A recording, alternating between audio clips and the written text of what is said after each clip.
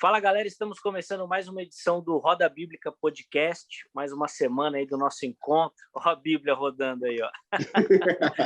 Boa, Marcão, esse Marcão é demais. Mais uma oportunidade da gente se encontrar aqui, né? Mesmo diante das dificuldades, nosso pequeno negócio se mantendo firme, ativo, e a gente tem muito a agradecer e muito feliz com todo o retorno que a gente tem recebido, né? Tem sido bem bacana. Começar apresentando os meus amigos aqui, parceiros, né, que me ajudam na condução do programa. Fala, Marcão, de boa, meu querido? Muito legal, cara. Estou feliz aqui de poder ter essa oportunidade hoje dessa conversa aí. E hoje um programa lendário do Roda Bíblica Podcast, tenho certeza disso. Sem dúvida nenhuma, um convidado que a gente estava querendo há muito tempo, né? E vai ser muito bacana a gente poder bater papo. Vinícius, e aí, meu irmão? Tudo de boa? Aí, tá gente? frio aí em Caieiras, mano? Ô, cara, aqui é frio demais, né, cara? Eu moro perto do mato, né? Então, frio um pouquinho maior, o inverno tá aí. Mas muito feliz, cara. Mais uma segunda-feira, né? Que a gente tá aqui.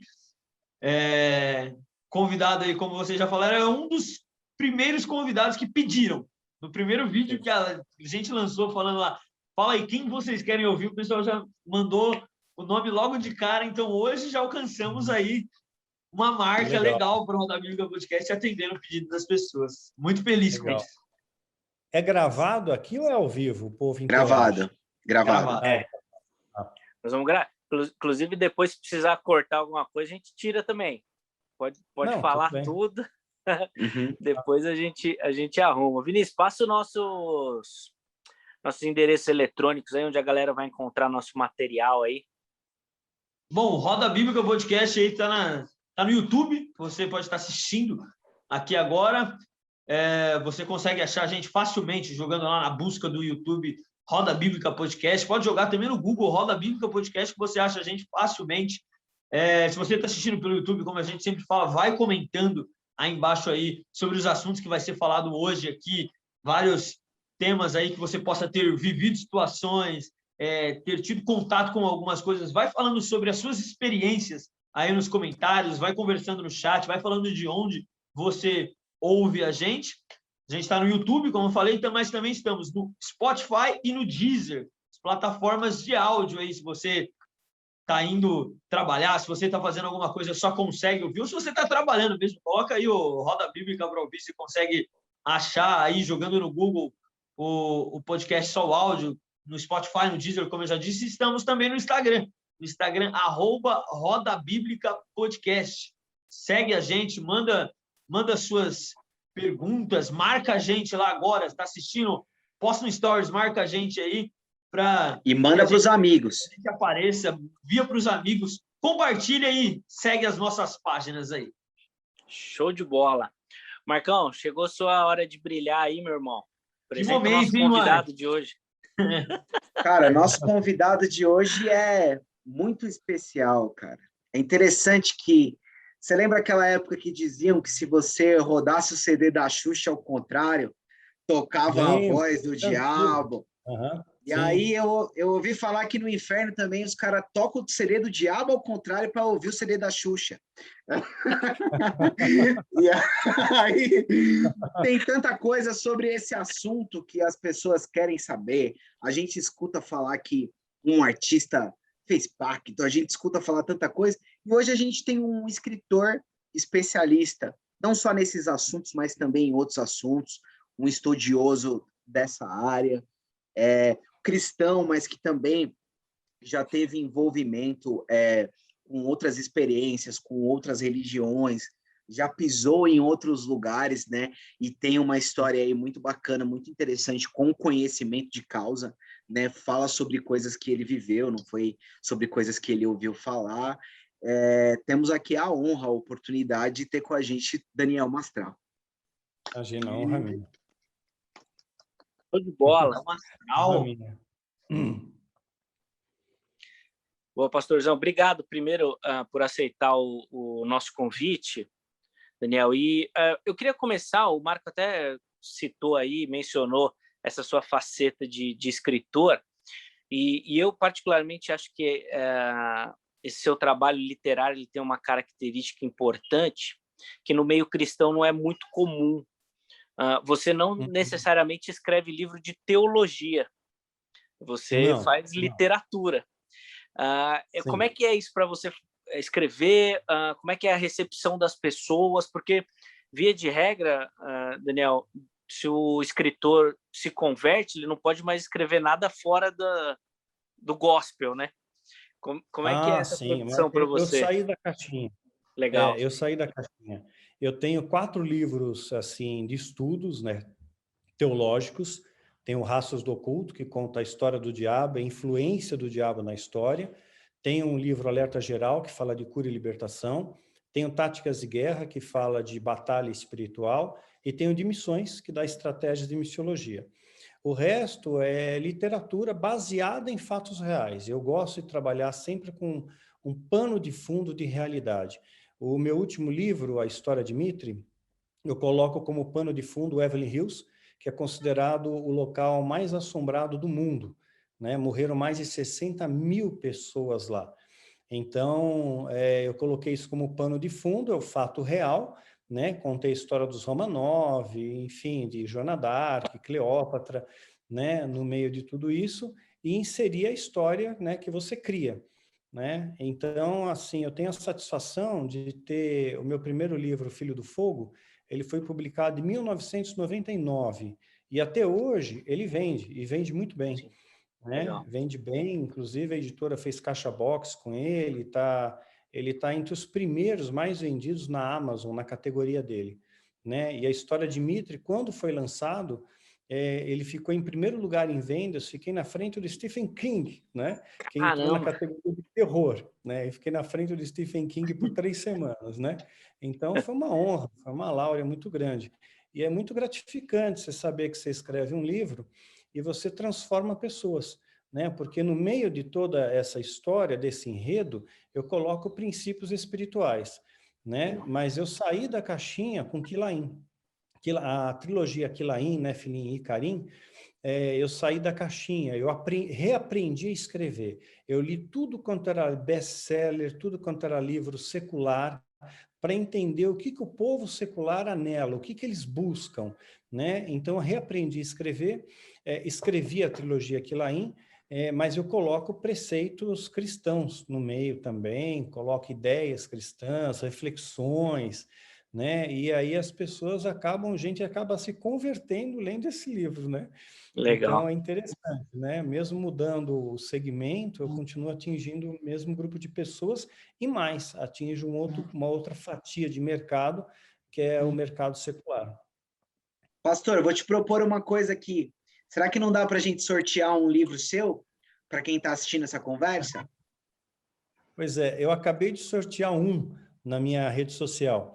Aliás, sorteei 3. Eu sorteei a trilogia Quilaim, sorteei uma Bíblia, um óleo de unção e uma pulseira. Qual que é, né? Então, qual que é o que mais vendeu, que a gente acha mais fácil? As pessoas começam pelo Filho do Fogo. Filho né? do Que é o Fogo, mais tem ele disponível? conhecido. Não tenho. Eu tenho assim para estar na minha prateleira, né? Assim para ter a edição, né? Eu tenho um para mim, mas eu não tenho assim mais para fazer doação ou sorteio, por enquanto eu não tenho. Eu tenho que esperar a editora. A cada vez que a editora lança um livro meu, eu ganho 15 de bônus. Né? Aí esses 15 eu distribuo, eu dou, eu Não, porque assim, sorteio. se tem ele disponível na editora para compra, a gente podia bolar um sorteio aqui, mas a gente Sim, a pega ele editora lá. tem. Tem ele? A Então vamos editora fazer tem. assim, gente. Vamos fazer assim, então. Para quem está assistindo aqui agora, a gente vai sortear um livro desse, Filho do Fogo, Legal. a publicação já está lá no Instagram. E aí é aquele esquema. Vocês comentam, marca 3 amigos e tal na publicação. A gente coloca as regras na publicação. Isso. Quem ganhar o sorteio, a gente envia o livro direto para a pessoa, entendeu? Boa. Legal. Fechado? A editora tem, na Amazon você acha também. Tá bom. Isso, que a gente já manda direto pro cara, entendeu? Já manda direto no endereço do cara. Melhor. Certo? Então, legal. quem tá assistindo agora já tá valendo o sorteio aí no Instagram. Então, para quem está assistindo, já manda para os amigos participarem também, assistir, ouvir e participar aí. A publicação está lá no nosso Instagram, no Roda Bíblica Podcast. Perfeito, com todas as regras. Pastor, eu vou começar já daquele jeito que o senhor sabe.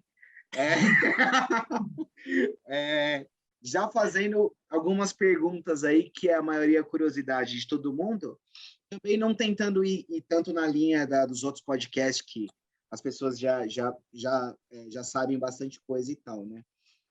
Essa coisa eu estava até falando com os meninos fora daqui, que essa coisa da questão do pacto chama muito a minha atenção, esse assunto, né? Tem um conto que é do Goethe, né? O Fausto, né? E esse conto muito antigo, ele conta a história, né? Tem o Mefistófeles, que é o diabo, e um cara que faz um pacto com ele para conseguir ter riqueza, e aí depois ele é cobrado, né? Por esse pacto. Exato. Esse negócio de isso. Esse negócio de fazer pacto para ficar famoso, para ficar rico, existe mesmo, Daniel? Como que é isso? Existe, mas a diferença de pacto e de aliança. O pacto, ele tem um período temporário, passageiro, né? Então a pessoa imagina que ela não vai precisar mais daquilo, né? Ela não imagina que vai haver uma cobrança de volta, porque o diabo, ele omite essa informação. Ele fala: você faz um pacto comigo por determinado tempo, né? E eu vou te fazer famoso. E normalmente, quando você já deve ter ouvido falar naquela história dos 27 anos, né? Jim Morrison, Jimi Hendrix, James Joplin, a Amy, né? Morreram com 27 anos. Então é o momento que ele cobra a alma, né? Que ele está cobrando ali a dívida dele. Agora, a aliança, teoricamente, é perene, né? Você serve ao diabo até o resto da sua vida.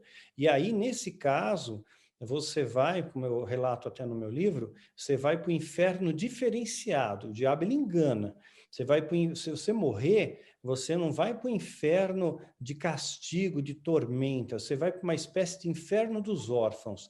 Lá, você é bem tratado. Lá é um lugar bom, um lugar agradável, né? É um inferno legal. É uma ala do inferno que tem ar-condicionado, não é tão quente, né? Essas coisas.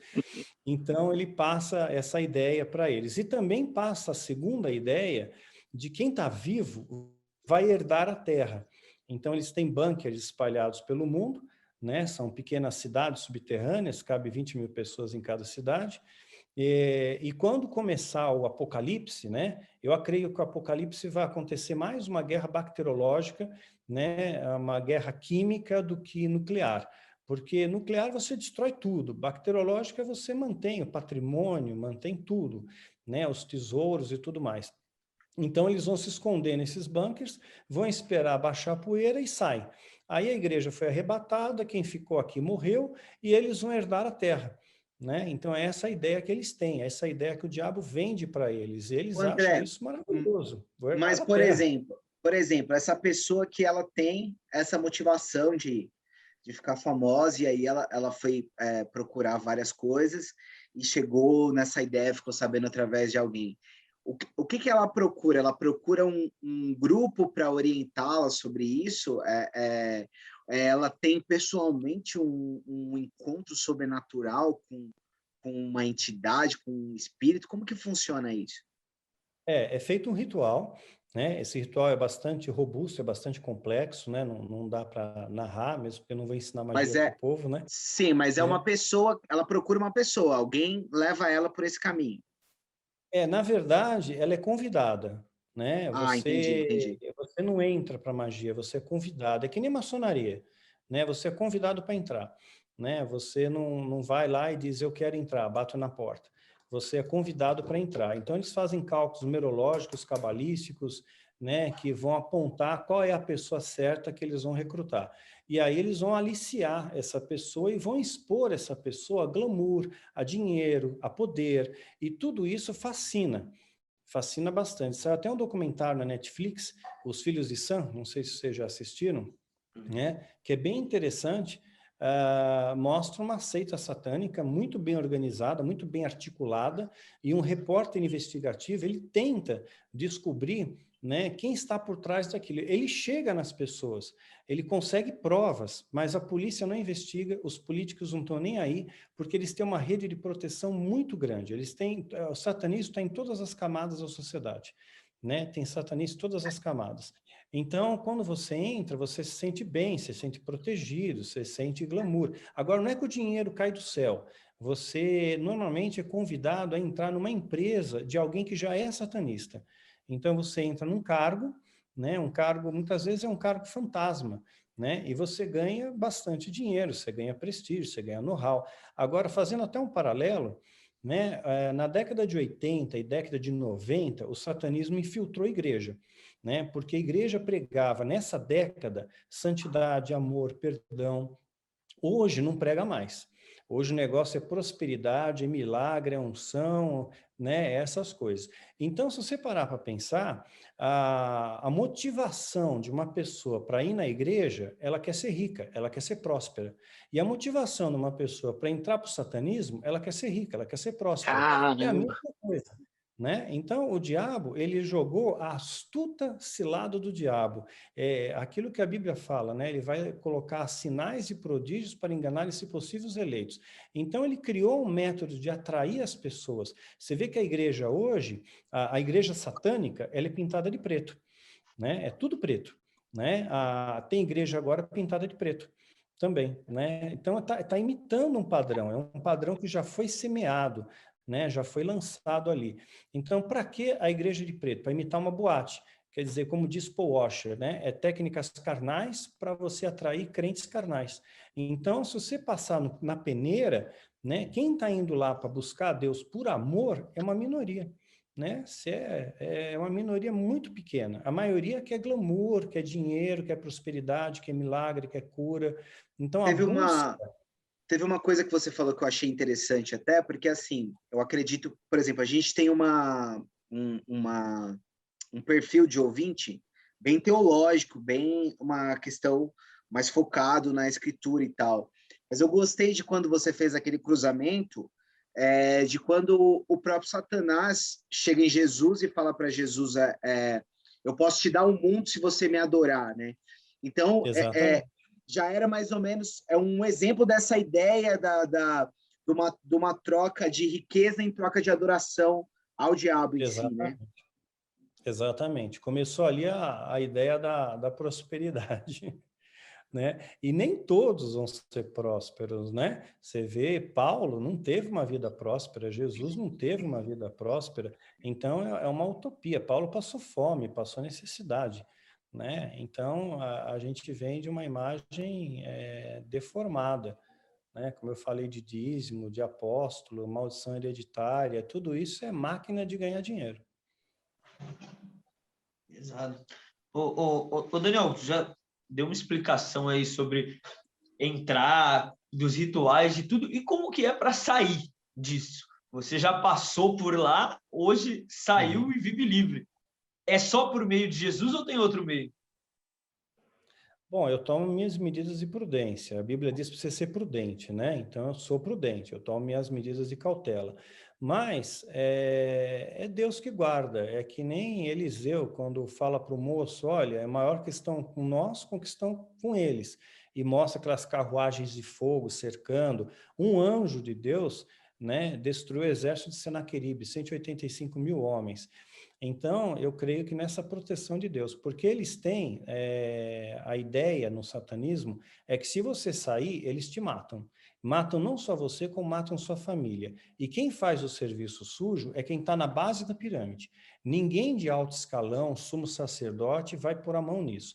Então, essas pessoas que estão aspirantes do satanismo, elas querem provar o seu mérito, elas querem provar o seu valor, elas querem provar a lealdade. Então, você fala, mata fulano? Ele mata. Né? Ele tem a influência espiritual por trás, mas ele busca aquele glamour, ele busca a lealdade, ele busca a aceitação. Então ele mata sem dó. Então realmente eu estou vivo por um milagre de Deus, né? Porque Deus guarda. Quantas vezes eu fui sair de casa e Deus falou, não sai agora, né? Não sai agora, espera. né? Ou vou fazer um caminho, não, faz outro, né? É mais longo, mas faz esse, né? Uhum. Então, até aqui o senhor tem me ajudado. Boa. Ô, Daniel, você comentou aí na sua resposta na maçonaria. E a maçonaria, ela tem uma história, principalmente com algumas denominações mais históricas, de uma relação muito íntima. Presbiteriana, né? Sim, presbiteriana. Não, mas é verdade. E para você ter ideia, se eu não estou enganado, a igreja presbiteriana só teve uma posição oficial com relação à maçonaria no ano de 2006. Que Foi teve a quando a igreja... presbiteriana independente. Aí se Não, separaram por causa disso. Isso, não, eles se separaram por causa da maçonaria e a Igreja Presbiteriana do Brasil só se posicionou contra em 2006, dizendo que líderes e pastores e líderes não poderiam fazer parte da maçonaria, e dentro da igreja foi uma briga tremenda, uma confusão do caramba. Eu queria que você falasse um pouquinho dessa questão da maçonaria, qual que é o papel dela, como é que ela funciona nesse aspecto, nesse plano, porque às vezes é vendido uma coisa que é muito bom, é bacana fazer parte. Sim, é verdade. Porque glamoriza, né? Você faz parte de um grupo, aquele grupo te ajuda. Você não vê maçom pobre, você não vê maçom passando a necessidade. E um maçom ajuda o outro, né? Que nem na Irmandade, eles se ajudam. Então, você faz parte de um clube, você é convidado também na maçonaria, né? Você não chega lá, bate na porta da loja, eu quero entrar, você não entra. Você é convidado, passa por um teste e tal, né? E aí você se torna maçom. A maçonaria diz que ele é uma seita discreta, mas é uma seita secreta, porque primeiro, mulher não pode ir, né? Você é casado com a sua esposa, você é uma só carne com ela. Né? Então, quer dizer, vai metade da carne, outra metade não vai, fica uma coisa estranha isso. É feito às escuras, né? Ninguém sabe o que acontece lá dentro. Tudo que é de Deus é aberto, é às claras, é a luz, né? Tudo que está em trevas, você desconfia, né? E também eles adoram uma entidade chamada Bafomé, né? Que é uma figura zoomórfica, né? Tem seios de mulher, casco de bode, né? É uma figura zoomórfica, é um monstro. Ou seja, Deus fez o homem à sua imagem e semelhança, né? E aí o diabo deforma essa imagem e faz com que o homem adore uma aberração. Então, no começo da maçonaria, não se percebe isso. Eles acham que estão num lugar bom, eles vendem uma imagem positiva. Quando você chega lá no grau 30, 33, né, você sabe exatamente onde você está. Só que aí a sua mente já passou por uma cauterização, já está cauterizada, você já está convencido que aquilo é uma coisa boa. E a maçonaria é um dos braços coletores do satanismo, da Irmandade, assim como Rosa Cruz também como os Illuminatis também são, né? São braços coletores para a Irmandade. Então eles veem quem tem potencial, né? Quem tem influência, quem tem dinheiro, quem tem poder, e catapultam para cima. Por isso que eles têm pessoas muito importantes, muito influentes dentro do satanismo. Tem juiz, tem promotor, tem advogados, tem engenheiro, tem político, tá cheio de político no meio, né? Então, é essa a pegada. Daniel, é interessante que várias religiões trabalham com manifestações de entidades, né? Então, por exemplo, a gente pega as religiões afros, que têm as entidades, que incorporam e tudo mais. Na tua visão, que esteve por dentro dessa questão do satanismo, o que são essas entidades, por exemplo, que manifestam nas religiões afro? Como que você vê isso? Pois é, existe. O demônio é muito sagaz, né? Tem muita coisa que é neurolinguística, que a pessoa se sugestiona, né, a interpretar um personagem, a interpretar um demônio, finge que está possessa para receber atenção. Ela recebe toda a atenção do mundo se ela é possessa por um demônio, inclusive nas igrejas. Aí você para pensar, tem lá o pombagira. né? Da onde tirar a ideia que tem o Pombagira? Foi entrevista com o demônio, perguntado para o demônio, qual é teu nome, demônio? É Pombagira, mas você vai dizer, pomba não voa? Não, é só Pombagira, né? E o demônio falou, tá falado, tranca a rua, né? Quem é você? O Principado do Engarrafamento. Então começa a criar toda uma doutrina em cima da mentira que o diabo estabelece. Quer dizer, o diabo é o pai da mentira. Ele te conta uma mentira, você compra aquela mentira, né, e passa a nominá-lo por aquela mentira que ele colocou. E também tem a questão de demônios canalizam igrejas, por exemplo, e o demônio é um ser milenar. Ele fala aramaico, fala hebraico, fala inglês, francês, domina todos os idiomas do mundo, né? Aí você pergunta para o demônio, o que você está fazendo com essa vida, demônio?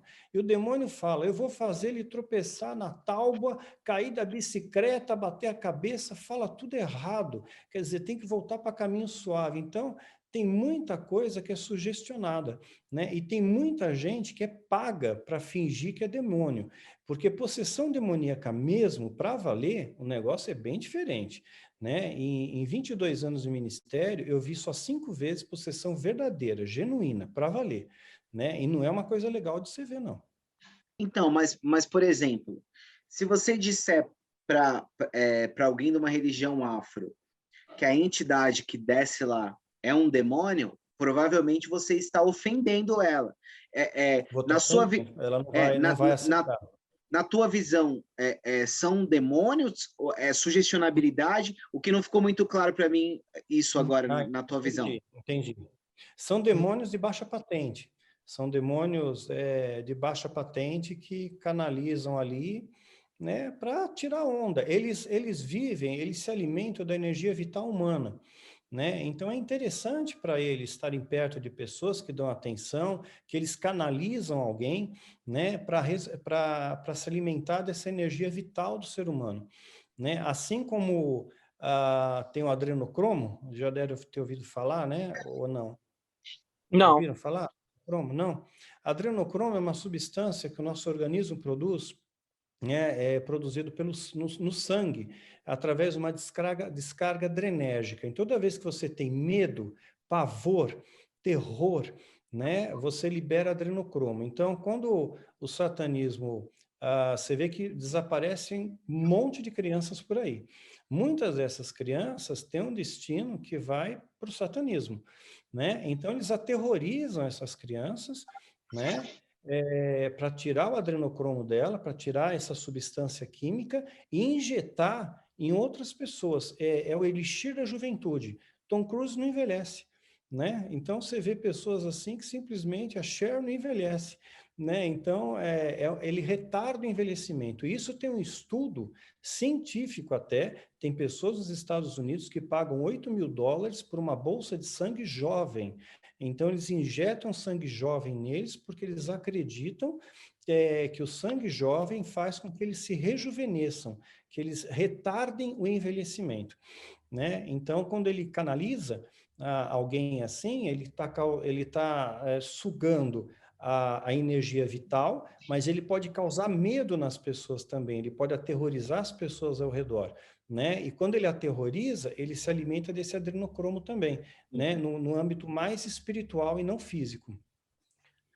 Ô Vinícius, antes de você fazer sua pergunta, só para aproveitar que a gente está nesse assunto de energia, Daniel, eu queria que você falasse, inclusive eu fiquei muito interessado numa indicação de literatura que você deu em um desses podcasts, falando exatamente sobre essa questão da energia, de alguns estudos que foram feitos com plantas, e que só da pessoa Sim. pensar o mal, a planta já murchava. Fala um pouquinho dessa energia que a gente tem, como é que funciona isso?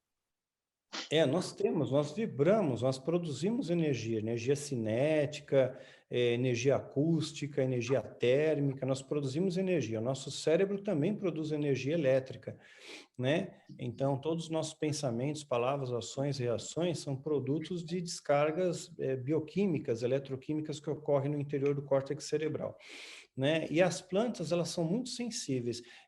Teve a primeira experiência que fizeram com plantas, alguém testou com polígrafo, colocou um polígrafo na planta, né, para ver como é que ela reagia à ameaça de uma tesoura, a ameaça de água quente, né? E perceberam que ela emitia sinais, né? E aí, no Caçadores de Mitos, é um programa que tem na TV, eles fizeram essa experiência com plantas, né? Então, a planta estava num local fechado, né?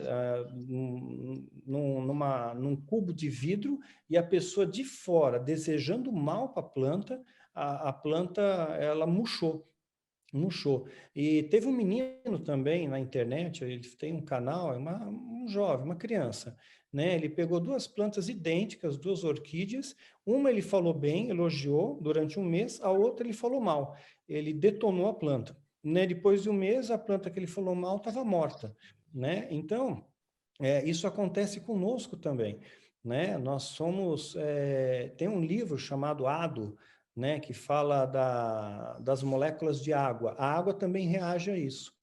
Se você pegar um copo d'água e falar palavras ruins para aquele copo d'água, né, para aquela água, e falar palavras boas para outra água, depois você congela essa água e vai olhar o cristal de gelo dela através do microscópio, é completamente diferente. Caramba! Né?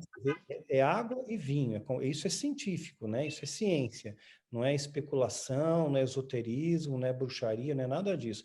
E como nós somos 60% a 70% de água, né? Essa energia negativa que alguém é chamado o tipo do olho gordo, né? Olho A gordo, pessoa deseja o seu mal, então tanto ela desejar o seu mal, você pode ficar doente, você pode definhar, você pode ter problemas de saúde, inclusive, né? Por causa dessa energia negativa que a pessoa emana através de você. Por isso que é importante você ter o Espírito Santo, porque ele age como uma blindagem de tudo isso, né? A Bíblia diz que maldição sem causa não encontra pouso. Se você pegar o original, ele está falando sobre as andorinhas também, que são aves migratórias.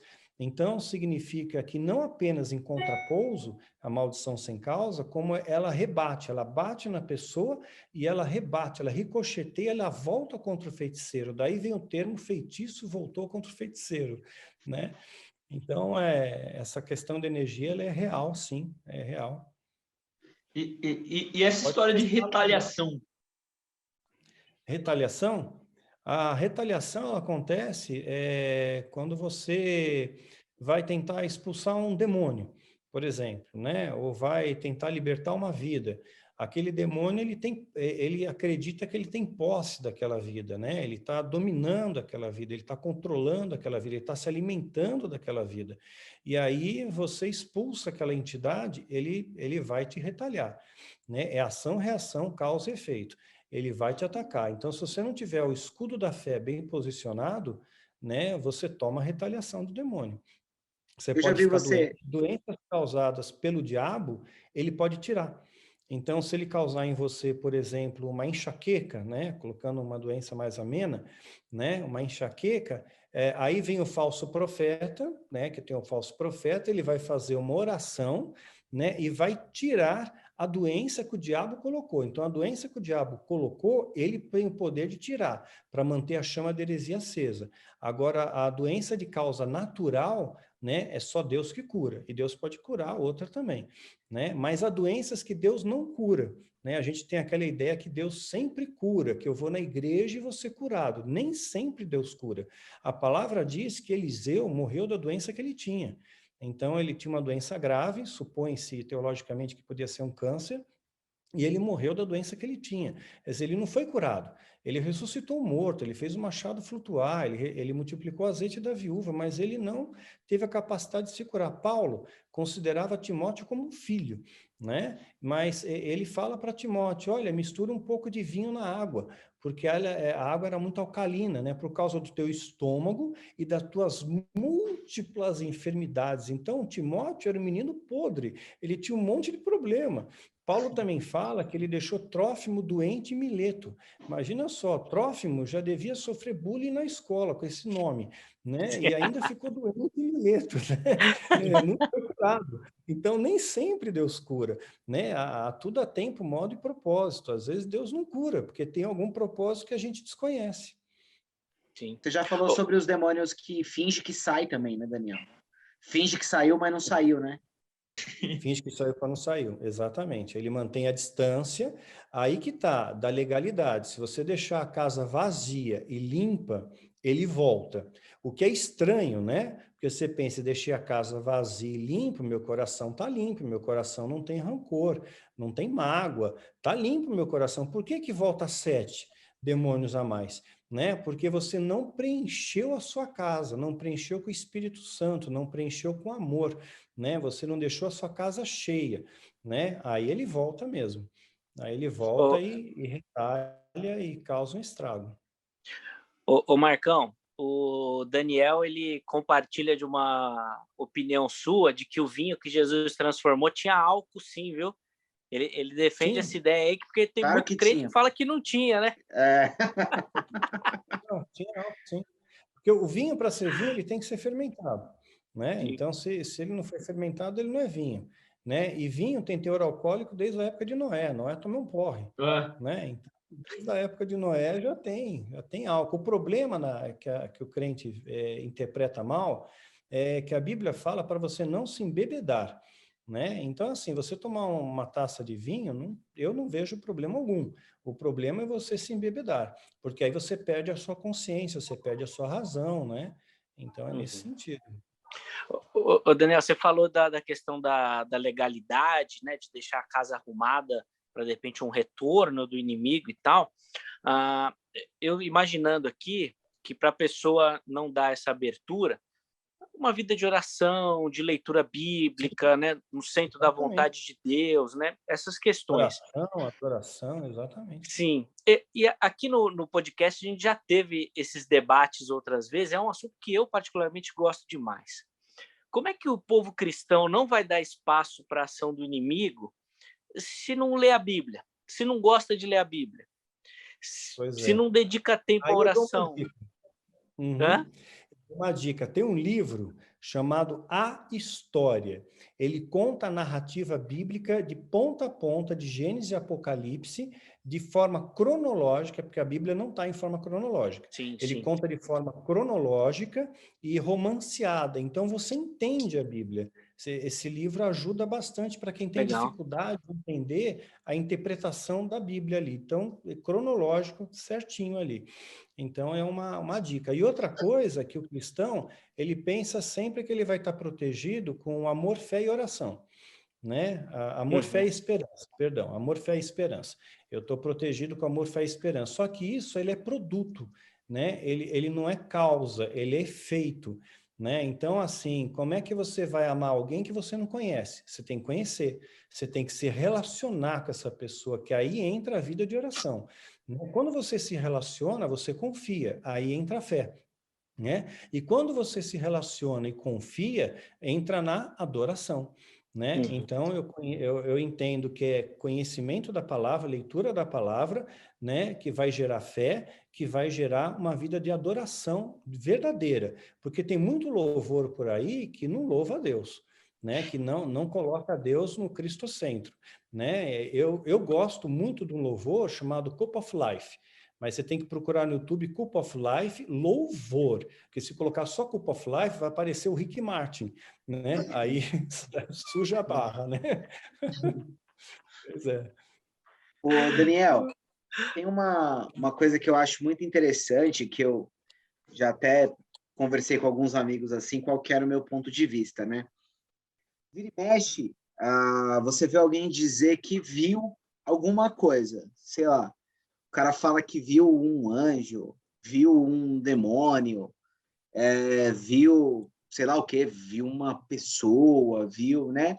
A gente tem as mais diversas histórias sobre isso, né? Eu sempre achei que a questão de ver algo tem mais a ver com o propósito daquela visão do que Sim, com o ser sobrenatural em si. Por exemplo, vamos supor que Deus me permita enxergar um demônio. Por algum motivo, Deus quis que eu visse aquele demônio. E aí, eu preciso não pensar tanto no demônio que eu vi, mas em por que eu vi aquele demônio, né? Como que você vê essa exatamente. coisa? Exatamente, é dessa mesma forma. Tudo tem um propósito. Então, se Deus te mostrar um demônio, um anjo, tem um propósito. Ele não está mostrando para ser uma vitrine para você ver e, puxa, que legal, eu vi um anjo, né? Então, se o anjo vem, ele vem te trazer um recado, né? Ele vem te trazer uma informação de Deus. Se o demônio vem e Deus permite que você veja, ele está sinalizando para você, olha, você está sob ataque, esse demônio quer te pegar, então vigia, ora, vigiar e orar sem cessar, né? Você pegar o exemplo de Daniel. Daniel orou e jejuou por 21 dias. Ele não pensou, vou orar e jejuar 21 dias. Ele orou e jejuou até que veio a resposta. Agora, o detalhe interessante, que muitas vezes passa despercebido, é que o anjo, quando aparece para Daniel, ele fala, olha, eu escutei a sua oração, desde o princípio, mas o príncipe da Pérsia ficou me retendo. Então, se ele reteve, significa que nesse combate, nessa peleja, tem dano. Né? Essas entidades espirituais, anjos e demônios, eles são passíveis de sofrer dano, de se machucarem. Porque se fosse assim, e se eles fossem seres imortais, eles lutariam para sempre. Satanás não seria expulso do céu. Né? Ele ficaria para sempre lá lutando, pelejando e não quer morrer, não quer vir para a Terra, não quer fugir. E se ele fugiu é porque tem dano. Então causa dano. Então quando você ora para o seu anjo, né? Ora para o anjo e pede, Deus, protege como o seu anjo, guarda a minha vida, protege a minha vida. Esse anjo vai estar te guardando, né? Inclusive dos demônios, e vai causar dano nesses demônios para que eles não causem dano em você. Tá dando. Daniel, a primeira pessoa que eu acho que eu ouvi falar em mapa espiritual, acho que foi através de você ou alguma conversa que citaram você. Eu queria que você explicasse para a gente o que é mapa espiritual, onde é um lugar bom, onde é um lugar ruim, como que a gente consegue enxergar isso. Essa doutrina de mapeamento espiritual, ela vem de fora, ela vem de Peter Wagner, né? Depois ela foi abraçada pela Neuza Tioca, né? Então, foi uma coisa que eu, quando me converti, eu aprendi assim, mas hoje eu vejo que sim, existem espíritos territoriais, né? Espíritos territoriais. No Brasil, por exemplo, segundo o satanismo, estaria o principado Leviatã. Leviatã é o dragão do mar, é a serpente marinha, e os nossos deuses brasileiros, curiosamente, estão ligados às águas, Iara, Aparecida, Iemanjá, né? Então, esses espíritos territoriais atuam. Você vê, por exemplo, entre os astecas, quando Cortés, né, descobriu os astecas, né? Os espanhóis descobriram a civilização asteca, eles matavam em escala industrial. É muita morte, muito sangue. E hoje no México o índice de violência é altíssimo, né? O tráfego é altíssimo. E mais ainda, eles cultuam a Santa Morte. Eles rezam para a morte para pedir perdão, para pedir proteção para a vida. Tem a Santa Morte lá, que é uma caveira, né? Então, você vê que esses espíritos territoriais, eles atuam bastante, sim. E atuam no Brasil também. Mas como que a gente faz para definir? Por exemplo, eu na minha vida, eu, Vinícius, aqui, como que eu consigo enxergar isso do território ou não? Isso é mais localidade assim, mundial, assim, eu consigo definir o Brasil é isso, México é aquilo, ou na minha vida eu consigo ver também, por exemplo, aqui é um lugar assim, ou ali é um outro lugar assim, por exemplo, a balada é isso, na igreja é aquilo. Existe isso? Existe. No Antigo Egito, haviam vários espíritos territoriais. Havia espíritos territoriais plenos, que era Ísis, Osíris e Horus. Eles eram adorados em toda a extensão territorial do Egito, no Baixo Egito e no Alto Egito. Mas havia entidades que eram adoradas em localidades. Havia o boi Apis, que era o boi de Mênfis, que era uma entidade, né? Simplesmente esculpida na forma de um boi, né? Mas era uma entidade que era cultuada e tudo mais, reverenciada. Então, ele só era permitido a atuação dele em Mênfis, que era uma das capitais do Egito. Então, existem espíritos territoriais locais, assim, de estados, de bairros, e outros espíritos territoriais plenos, de países, né? Maiores, expansões maiores. E existem espíritos territoriais menores ainda, que eles atuam em residências, né? Como o próprio Beverly Hills, né? Que tem aparições lá, demoníacas e tudo mais. Então, eles são espíritos territoriais menores, Então, tem sim essa categoria de divisão de entidades. Agora, como você descobre, é o ambiente que você sente, né? Tem uma experiência, isso é ciência, né? Se você pegar um copo com água, né? 1/3 do copo de água e colocar 3 colheres de sal, o sal vai ficar depositado embaixo, O sal é um catalisador. A sal e a água são catalisadores de energia, né? Se tiver uma energia ruim na sua casa, né, depois de 3 dias, de 3 a 7 dias, o sal, ele sobe pelas paredes do copo, né? Ele solidifica, ele fica diferente. Se não tem nada, ele fica embaixo. Isso não é magia, é ciência, porque ele capta a energia do ambiente, Legal. É que nem as pedras. Eu tenho um vídeo meu sobre pedras, né? A gente acha que pedra é esotérico, mas os sacerdotes usavam pedras nas suas vestes talares, né? Tem pedras em Apocalipse, na Cidade Santa. Então, a pedra foi criada por Deus. É o demônio que mistifica as pedras para que você não as use, né? Para que você não use o benefício que elas têm. Foram criadas por Deus. Tanto é que Satanás recebeu 9 pedras também. Daniel, quando a gente fala de Satanás, a gente está falando de uma pessoa ou de uma força, de um espírito, de uma ideologia que age no mundo, por exemplo? O que é o demônio? O demônio não, né? Entendi. Satanás. Entendi. Lucifer é o nome dele. Lucifer é o nome dele, é o portador de luz, né? A estrela da manhã, descrita em Isaías. Né? Ele é o portador de luz, ele é um querubim. Né? Ezequiel 28 fala que ele é um querubim e um querubim ungido, quer dizer, ungido significa separado, ele tinha uma missão especial. Tanto é que no Epístola de Judas, quando Miguel está disputando o corpo de Moisés junto com Satanás, Satanás é um querubim, Miguel é um arcanjo. O arcanjo, ele não ousa profanar condenação contra um querubim, que ele está numa hierarquia maior. Então ele fala que o Senhor te repreenda. Por isso que o caminho da árvore da vida é guardado por querubins, da mesma patente de Satanás, né, para proteger mesmo aquele local, né? Então, o nome dele seria Lúcifer, ou Lucifer, portador de luz. Satanás é um adjetivo, né? É um nome hebraico que quer dizer Satã, que vem de Satã, que quer dizer opositor ou adversário.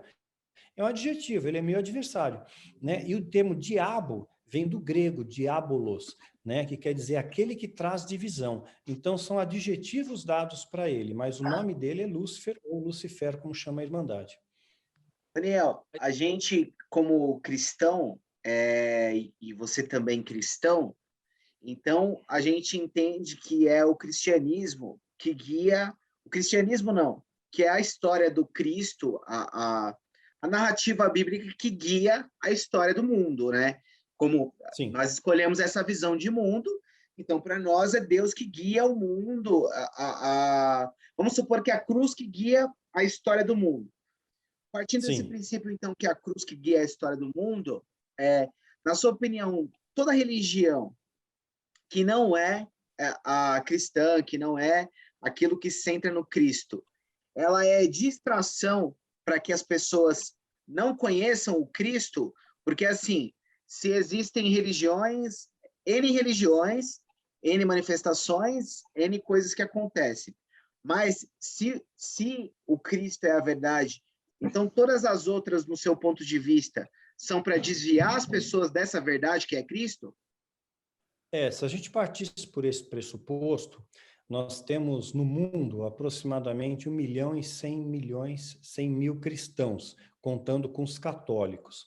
Né? Nós somos 8 bilhões, quase 8 bilhões de pessoas no mundo, 7 bilhões e meio. Então, significaria, desse grupo de 1 bilhão de cristãos, cristãos verdadeiros mesmo, remanescente fiel, a gente podia enxugar isso daí para 300 mil, 400 mil, meio milhão, né? Um número menor. Então, o céu seria um marasmo, né? Não ia ter ninguém no céu, ia estar todo mundo no inferno. Tem um livro que eu recomendo para todo mundo ler, que é Fator Melquisedeque. Ele amplia os nossos horizontes, ele faz com que você veja de outro olhar. Vou colocar alguns exemplos. José, do Egito, ele foi no Egito, e o Egito é o berço do satanismo. É um sistema politeísta, né? E José casou com a Zenate, né? Que era uma egípcia. Quer dizer, e o julgo desigual? Né? E como é que ficou o julgo desigual nessa questão? Né? Acontece que Azenate, o pai de Azenate, era sacerdote de Atom. Né? Havia um sacerdote, faraó no Antigo Egito, chamado Amenófis IV.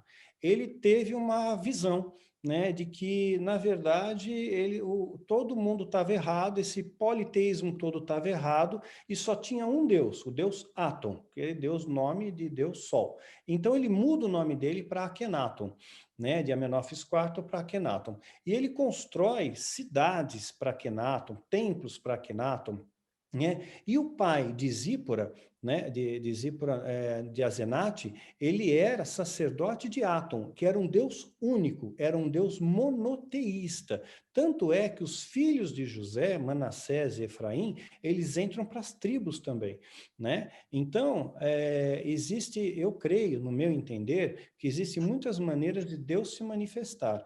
Quer dizer, para um índio, né, eles acreditam que nunca foi evangelizado, por exemplo, nunca foi apresentado a Cristo, ele não pode ser condenado ao inferno porque isso é contrário ao amor de Deus, né? Mas eles acreditam no Deus Tupã, mas é um Deus único, é um Deus majoritário, né? Se você pega o zoroastrismo, o Zoroastro remonta 3.000 anos antes de Cristo, né? E eles acreditam num Deus único, né? Um único Deus, Asura Mastra, né? Então, os muçulmanos são monoteístas, eles acreditam no Deus Alá.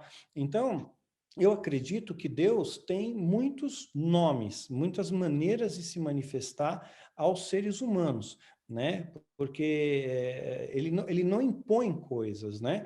Uma vez que seja monoteísta, creia em um único só Deus, né? Em um único Criador, né? Eu creio que aí encontra a misericórdia de Deus, porque Deus é amor, né? Tanto é aquela questão de o inferno eterno, né? Muitas pessoas falam, o inferno é eterno, né? Seria uma grande injustiça de Deus, seria Deus cruel, punitivo, vingativo, se pegasse uma pessoa que vive 70 anos, que é uma geração bíblica, né? Vamos supor que essa pessoa cometeu um erro na jornada de 70 anos dela, né? Cometeu uma falha, um erro, tal. Ela vai ser condenada pela eternidade no inferno. A proporção é injusta.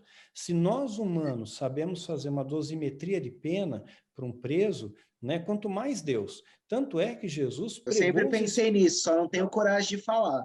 Não, fala abertamente, né? Jesus pregou os espíritos em prisão, né? 1 Pedro, capítulo 3, se me falha a memória, Jesus desceu no Hades, pregou os espíritos em prisão. Quem eram esses espíritos? Era a galera que não aceitou a pregação de Noé.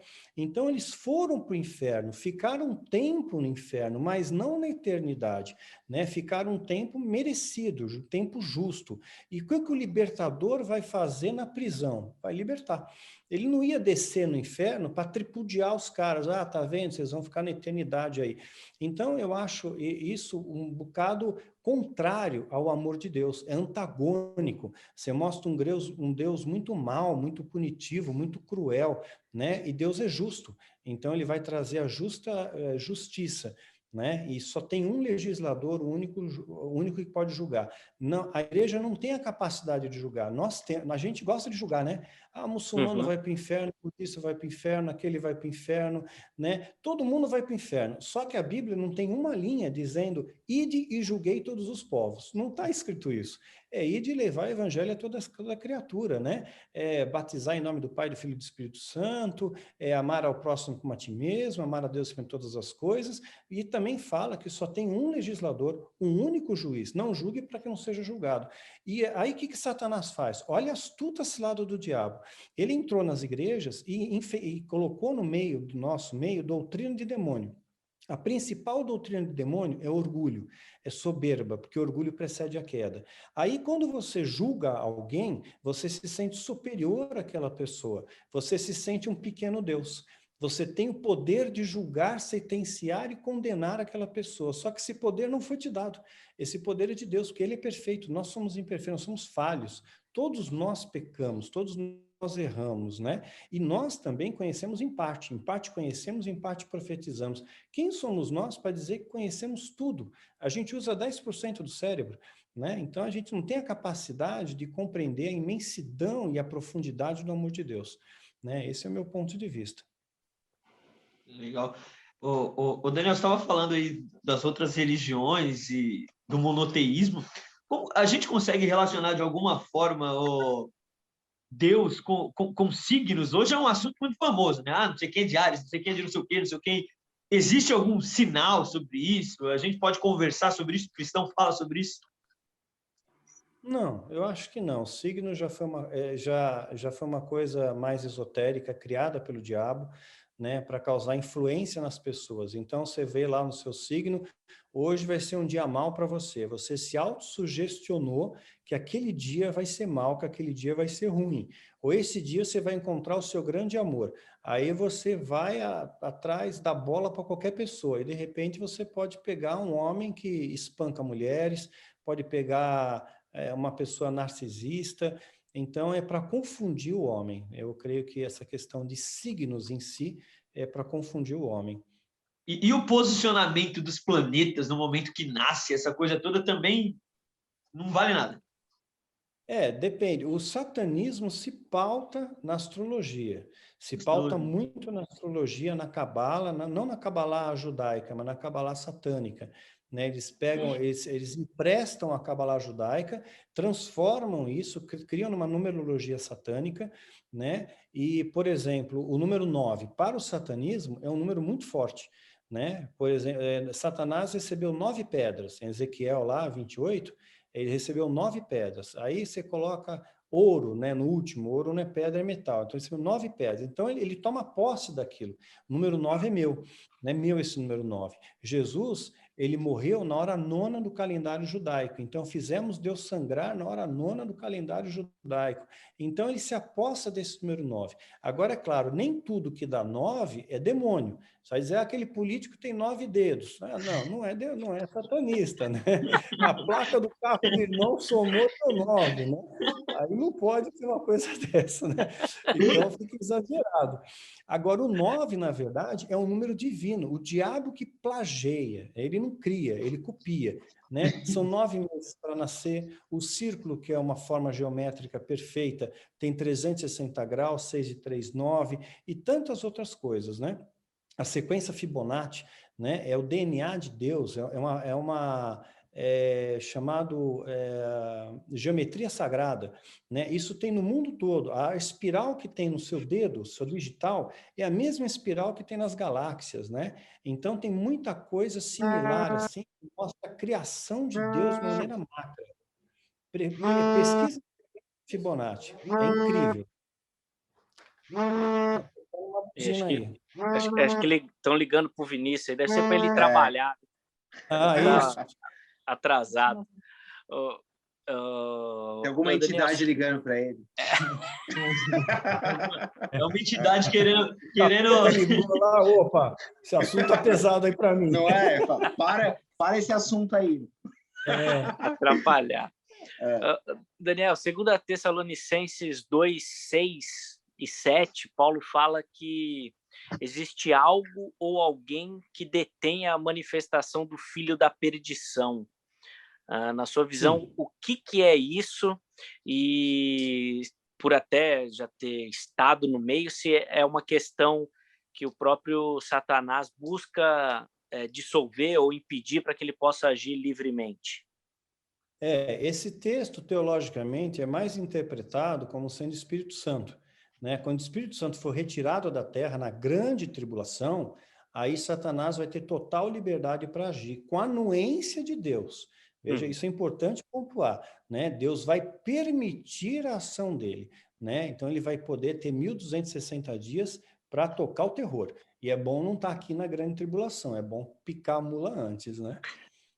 Porque todo esse negócio da picada agora, eu tenho que mudar os nomes, porque senão censuram, né? A picada, né? Eles estão fazendo, na verdade, um grande ensaio com a população. Então, a população está acostumada, né? Puxa, eu preciso tomar picada, porque senão estou lascado, é o fim da picada para mim, né? Então todo mundo vai e aceita isso, né? Fica mais obediente a isso. Em 2023 está planejado, final de 2023, começo de 2024, isso é pelo calendário satânico, né? Não é uma previsão, não é profecia, não é nada disso. Mas o Bill Gates, né, o tio Bill, ele está preparando uma super vacina, né, contra todas as principais pandemias do mundo, né, contra a varíola, contra a peste negra, a gripe espanhola. Tem 7 laboratórios farmacêuticos trabalhando junto com ele.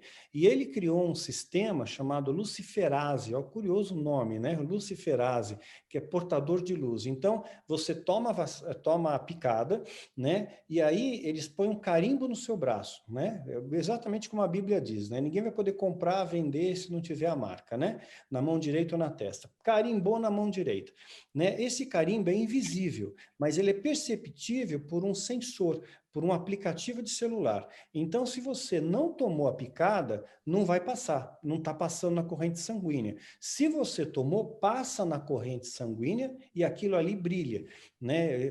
Fica fluorescente. Então, você pode ter o passaporte, você pode ter um emprego, você pode comprar, você pode vender, você pode ter conta em banco. Se você não tem isso, você está lascado. É a marca. Para mim, no meu entender, é a marca. Acharam uma época que era o biochip, mas a coisa avançou muito rápido e estão preparando a população para ser mais obediente. E tanto é que você vê o nosso comportamento até. Você vai entrar num local, né, num mercado, num restaurante, você vai aferir a temperatura. Você estende por instinto a mão direita, né, para poder passar no scanner lá e ver qual a sua temperatura. Então, tudo isso é um preparo, né, um preparo para a mente das pessoas estar pronta, preparada, porque vai chegar um momento que vai ser obrigatório. E provavelmente pelo calendário da Irmandade, né? Não é profecia, né? Isso aí começaria em final de 2003, 2024, ou começo de 2024. E havia uma grande pandemia, aí sim, uma pandemia para valer, uma pandemia que mata, que vai destruir 1/3 da população da Terra, né? E quem não aceitar todo mundo vai ter que aceitar a picada. Quem não aceitar, né, não vai ter poder e ter emprego, não pode fazer nada, né? Está perdido. Mas nesse momento, eu creio, a igreja já foi arrebatada. Eu sou mídio-pré-tribulacionista, mídio-meso-tribulacionista, né? Eu acho mais sensato essa posição. Daniel, como que você vê a questão de extraterrestre? Você acredita que existe, que é possível existir? Como que você olha isso? Eu gravei até uma série de vídeos, A Origem de Deus, né, onde eu falo um pouquinho sobre isso. Né? Quando a sonda Voyager, né, que foi uma sonda lançada para fora do sistema solar, para explorar o universo, ela se aproximou de Saturno, ela estava quase fora do sistema solar, ela tirou uma foto do planeta Terra. E Carl Sagan chegou a chamar, o astrônomo, né? Chegou a chamar, puxa vida, a Terra é tão pequenininha, é um pálido ponto azul, é um nada no universo. Se você comparar a Terra ao tamanho do Sol, a Terra é um ponto. Se você comparar o Sol a gigantes vermelhas, o Sol é um ponto também, né? O que nós enxergamos do universo, com toda a nossa tecnologia, né? Com nossos telescópios, com o Hubble e tudo mais, nós só vemos 4%. 4% do universo observável, a gente não conhece nada do universo. Então, eu acho, no meu ponto de vista, que o Deus criador de todas as coisas não iria limitar sua criação só nesse planetinha pequeno, né? O que não quer dizer que eles possam vir até aqui, né? Precisaria de atravessar espaço-tempo e tudo mais, universo paralelo, mas eu creio que existam outras formas de vida, sim. Eu não acredito que seria um privilégio só nosso, seria muito egoísmo nosso, né? O universo é monstruoso, é gigantesco e tem muito mistério. Ninguém sabe o que é o raio da matéria escura, né? Só sabe que ela existe porque ela tem gravidade, né? Mas ninguém sabe o que é. A escritura bíblica dá alguma indicação nesse sentido, assim? Você vê alguma coisa assim? Não, a Bíblia não. A Bíblia, na verdade, ela foi escrita para o homem, né? Para o nosso planeta, para a nossa dimensão, para a nossa realidade. Ela não entra nesse mérito de extraterrestre, entra no mérito de celular, de computador, né, de robô, de tecnologia, né? Tem gente, inclusive, que leva a Bíblia ao pé da letra e acha que a Terra é plana, né? E vai brigar com o terraplanista, ele te decapita, né? Ele fica bravo, né? Você falar que a Terra é esférica, ele fica muito bravo. Existe uma deturpação da Bíblia em como ela chegou em nós, ou é a revelação que a gente tem que ter mesmo? Eu creio que a Bíblia está de bom tamanho, né? Depois do Concílio de Nicéia, em 325, onde Constantino estabeleceu o cânon, né? Existem muitas especulações que faltaram livros, né? A Bíblia Católica tem mais livros que o nosso, né? Que o protestante, né? E tem também o livro de Enoque, que eles achavam que não devia ser tirado, devia pertencer à Bíblia, porque historicamente ele é muito rico, especialmente a versão etíope, é muito rico. Quando fala da batalha nos céus, Enoque capítulo 5, ele coloca uma riqueza de detalhes enorme. Agora, eu fiz um vídeo também chamado A Bíblia Foi Adulterada. Eu acho que a Bíblia ela passa a mensagem necessária para a gente, ela passa a mensagem de amor. Ela conta uma história com começo, meio e fim, então está de bom tamanho. Né? Por mais que o diabo tentou deturpar, deformar e tudo mais, não conseguiu. Ela passou a mensagem está aí, que é o amor. Daniel, eu acho interessante também quando você comenta, e aí você até falou agora aí da questão da imensidão do universo, quando você fala das proporções, né, do que seria a Jerusalém celestial, né, de como isso seria. E aí eu vou emendar numa outra questão, que como você entende que será a nossa vida lá? Nós vamos trabalhar, vamos casar, vamos ter filhos? Como é que você enxerga essa questão da Nova Jerusalém? Se é aqui na Terra, né? Todas essas... Uhum. Não, seria numa esfera celestial, essa questão do milênio, ela é um pouco... eu não creio nessa história do milênio, eu vejo mais como uma metáfora, porque como é que você vai viver 1000 anos de paz aqui com a Terra contaminada por radiação, ou por bactérias, ou vírus, ou pandemias, satanistas saindo dos bunkers, né? Não ia ser muito agradável aqui, se é que eles sobreviveriam, né? Porque nada, você não escapa da ira de Deus, né? O justiça de Deus, ela sempre te acha. Então, eu vejo o seguinte, né? Essa questão da pandemia, né? Hoje, ela está deixando as pessoas bastante assustadas, né? Bastante assustadas. E eles ficam com receio que isso pode voltar, e vai voltar muito mais forte, vai voltar bem mais forte. Agora, quanto a Jerusalém Celestial, claro, vai ter proporções inimagináveis. Nós não conseguimos imaginar o tamanho da Jerusalém Celestial. A gente imagina uma cidade pequena, uma tapera, né? Mas se você pensar o número de pessoas, pensando só no planeta Terra, o número de pessoas que já habitaram o planeta, que habitaram, morreram, viveram aqui, é gente pra caramba, né?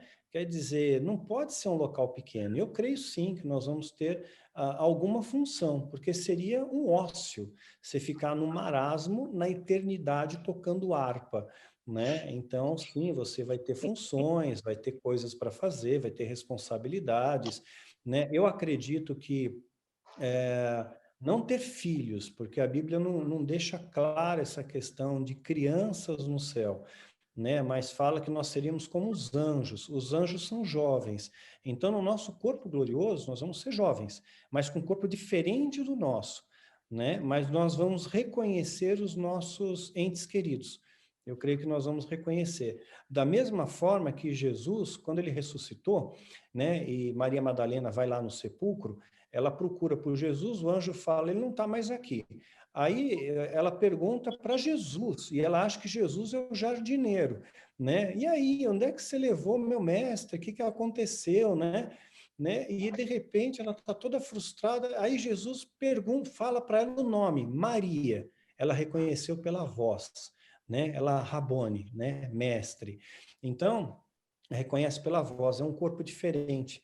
né? Um corpo diferente do que a gente está acostumado, né? Mas é um corpo glorioso, perfeito, sem mácula, sem doença, sem dor, sem choro, né? E eu creio que sim, no céu nós vamos ter, não como o Espírita diz, vamos ter colônias, hospitais para cuidar das pessoas que morreram abruptamente. Eu não creio nisso. A Bíblia não dá chancela para isso. Mas é uma coisa imediata. Você morreu, você vai para o céu. Não tem essa história de ficar 1000 anos dormindo, porque quando Jesus fala para o bandido da cruz, hoje você vai estar comigo no paraíso, é hoje. Ele não fala só, você vai dormir 1000 anos, depois eu te acordo, aí você vem.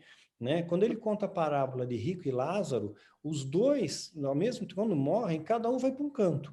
Né? Um vai para o inferno, outro vai para o céu. E eles têm plena consciência de quem eles são, e ele lembra ainda da família dele. Pô, minha família está lá, deixa eu voltar para a família. E Jesus fala, não, os mortos não podem, tem os profetas. Então, ao homem é dado morrer uma só vez, não tem esse lance de reencarnação tal. Mas a Jerusalém Celestial é algo especial, e eu creio que a Jerusalém Celestial é um privilégio, no meu ponto de vista, né? Eu não sou o dono da verdade, mas o meu ponto de vista vai ser um local daqueles que foram merecedores de um galardão, de um privilégio maior, né? Então, eu não acredito que exista só uma cidade, né? Eu acredito que existam outros povoados, outros locais também, outras cidades também, né? Porque quando a gente fala cidade celestial, você imagina avenida, arranha-céu, né? Você imagina uma coisa estruturada, né? Você não imagina uma tapera, uma coisa mais ou menos, meia sola, né? Então, eu imagino que existam outros locais no céu, porque o céu deve ser gigantesco, imagina o tamanho do universo multiplicado, né? Exponencialmente, e as pessoas que não têm o galardão talvez não tenham o privilégio de estar na Jerusalém Celestial. Meu ponto de vista. Posso estar enganado porque eu conheço em parte.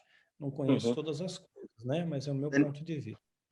Daniel, vou mandar 2 perguntas aqui. A rodada demora tanto para chegar em vocês de novo que você tem que já perguntar 2. As minhas 2 é o seguinte, uma ainda no assunto dos ETs. O cara gosta disso, né?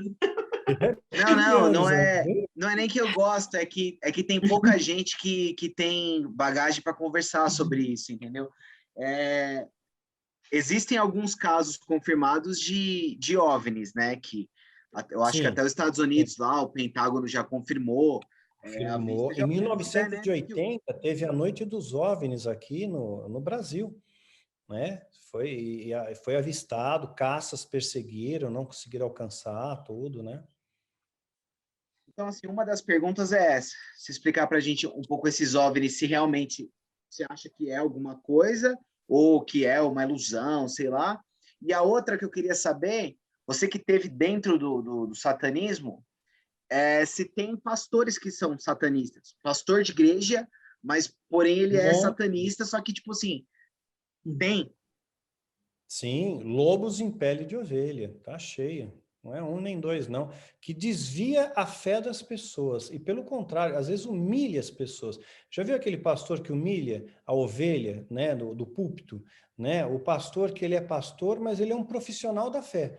Ele, por exemplo, né, a Igreja Universal construiu o Templo de Salomão. Né? Nenhum de vocês é do Universal, né? Então, construiu o Templo de Salomão. Agora imagina se eles construíssem um hospital. O dinheiro que eles gastaram para construir o templo, se eles construíssem um hospital, teria um hospital do padrão do Albert Einstein, né? Mas eles não estão preocupados na sociedade, nas pessoas, eles estão preocupados em enriquecer, em comprar jatinho, helicóptero, fazenda, né? Então eu vejo muita ganância, muita soberba nisso, né? Então eles não são satanistas, mas certamente eles são manipulados pelo diabo.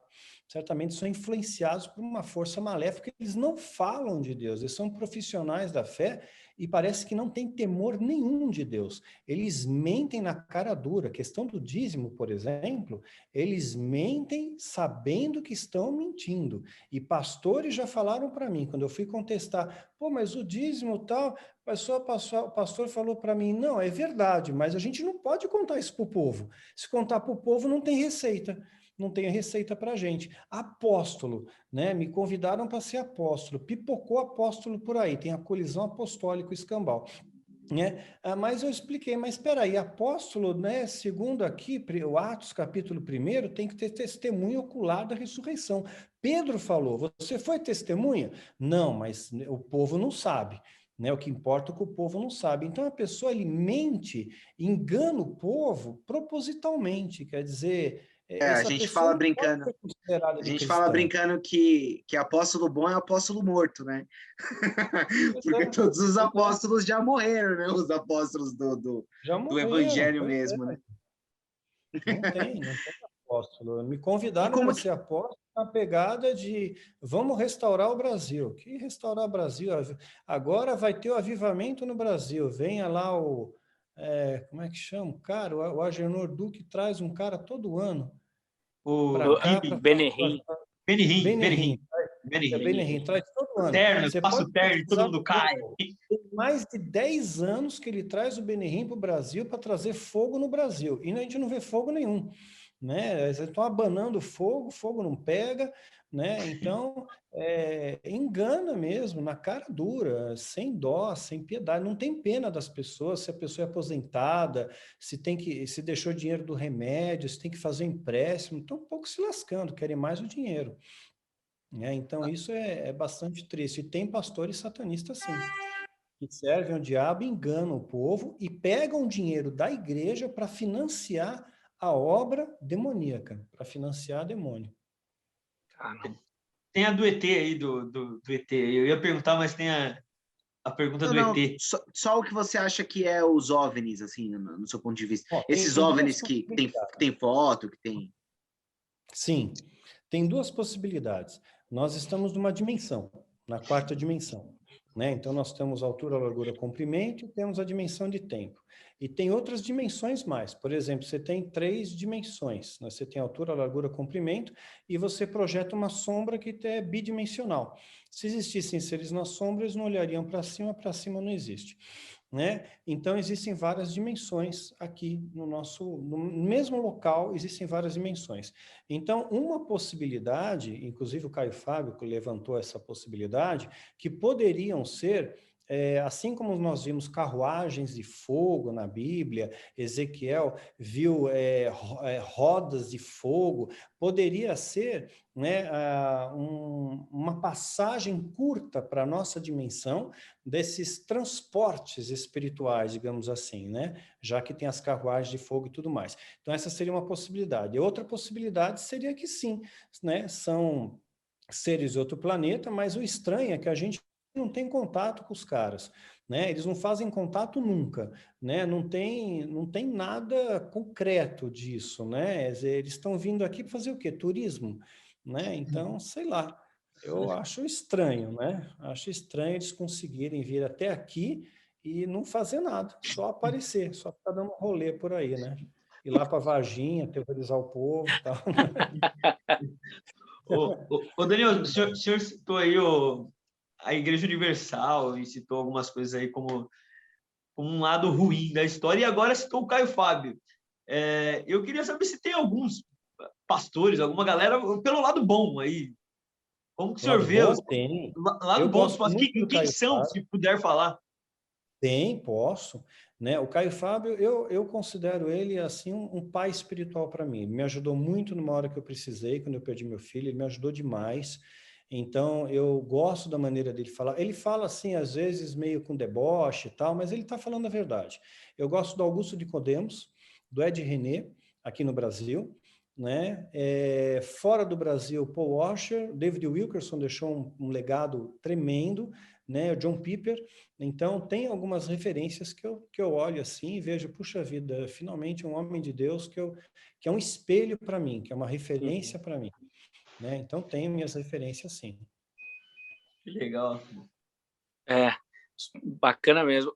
Ô, pastor, a gente citou a questão dos demônios territoriais, tudo, e é uma ideia que existe muito, principalmente no evangelicalismo nacional, como é que fala? De maldição hereditária. Eu queria que você comentasse um pouquinho sobre essa questão aí da maldição hereditária. Não existe maldição hereditária, né? Se você pegar, por exemplo, a geração de Moisés murmurou, ficou no deserto, murmurou, morreu. A geração subsequente é a geração de Josué. Então, a maldição hereditária está fundada em Êxodo, capítulo 20, verso 5. Visita a iniquidade dos pais nos filhos até a terceira e quarta geração. A gente lê até aí. Só que continua, também visito até milhares de vezes, 1000 vezes, aqueles que fazem a minha vontade. Então, vamos supor uma equação matemática que fica mais fácil de entender. Né? A vontade de Deus de te amaldiçoar é 4, no máximo, é 3 a 4, vamos por 4. Mas a vontade de Deus de te abençoar é 1000. Né? Se você pegar 1000 por 4 e transformar em percentual matemático, Deus ele quer te abençoar 99,6% e te amaldiçoar 0,4%. Quer dizer, e a gente retém a maldição e não a bênção. Deus é um Deus de bênção, não é Deus de maldição. Se você pegar Ezequiel no capítulo 18, de 18 a 22, vai deixar muito claro isso daí, dizendo que o filho não levará a iniquidade do pai, nem o pai levará a iniquidade do filho. Cada um vai responder pelo pecado que fizer. Né? Simples assim, poderoso assim. Né? E você pega, então tem a maldição hereditária, tem a questão de desligamento de alma, separa libertação de desligamento de alma, quebra de maldição. Você vê Moisés nasceu no berço do Egito. O Egito é o berço do satanismo. Ficou lá 40 anos, saiu, não fez libertação. Não teve libertação para Moisés. Né? Paulo foi fariseu, perseguiu os cristãos, matava os cristãos. Paulo não fez nenhum exorcismo de libertação. Então, se o Filho vos libertar, verdadeiramente sereis salvos, né? Então, sereis libertos, salvos. Então, é essa premissa que a gente tem que ter. Tanto é que quando Jesus ele pega a mulher adúltera, João capítulo 8, né, ele pega...